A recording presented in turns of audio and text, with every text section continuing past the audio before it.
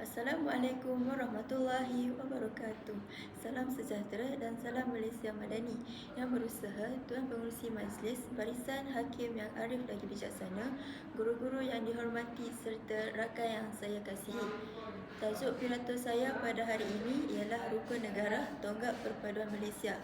Hadirin yang dihormati, tahukah kita bahawa rukun negara bukan sekadar 5 prinsip yang dilafazkan setiap kali perhimpunan sekolah?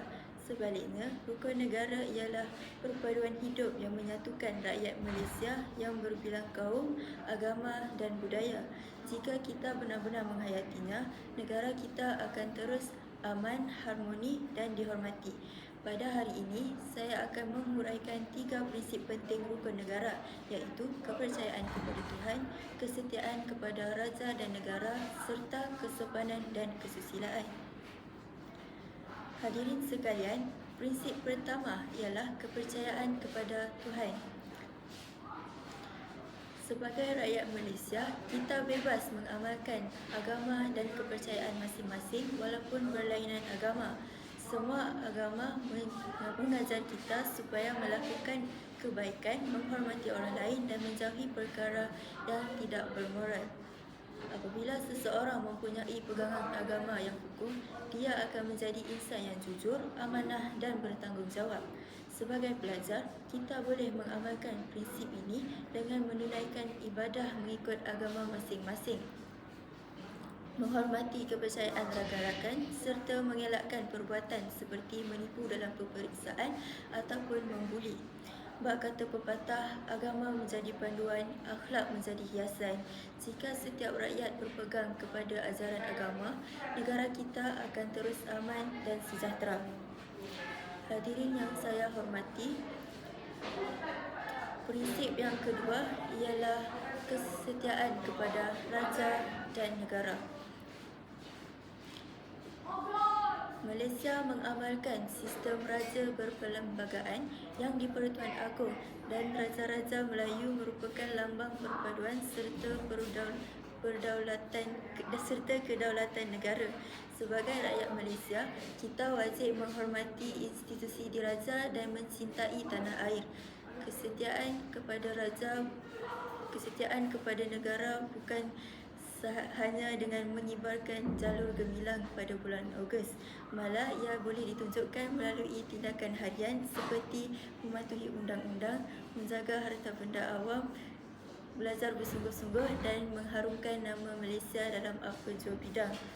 Sebagai pelajar, kita boleh menunjukkan semangat patriotisme dengan menghormati lagu negaraku, menyertai sambutan Hari Kebangsaan dan juga menghargai jasa pejuang yang telah mempertahankan kemerdekaan negara.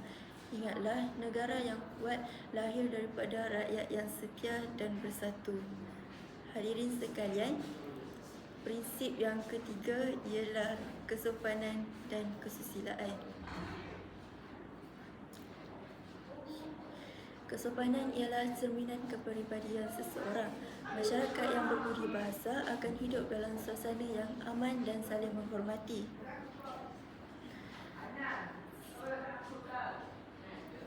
Pada zaman media sosial ini, ramai mudah mengeluarkan kata-kata kesat dan menyebarkan kebencian.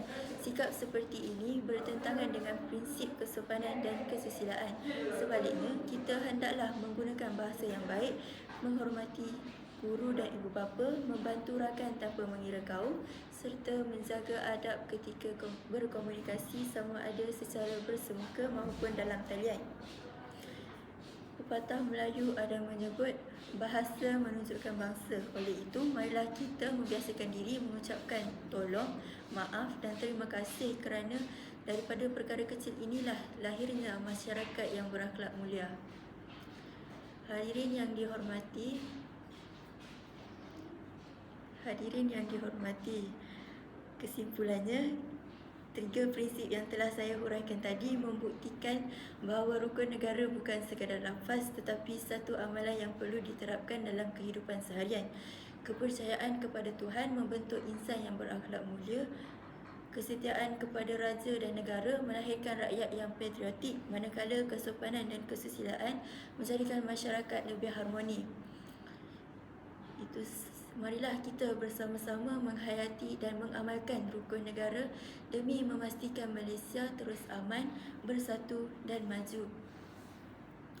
Generasi muda pada hari ini ialah pemimpin pada masa hadapan. Jika kita memegang teguh dengan prinsip rukun negara, maka masa depan negara pasti lebih gemilang.